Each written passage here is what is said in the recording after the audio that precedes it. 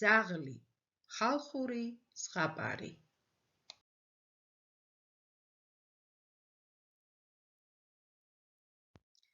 შენი ვარაუდი ჩაწერე რვეულში, რაზე შეიძლება იყოს ეს ამბავი.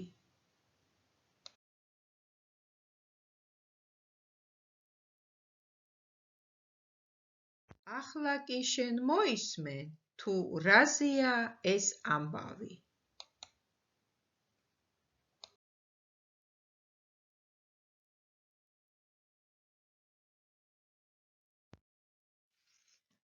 უწინ ძაღლი მარტოდ ცხოვრობდა.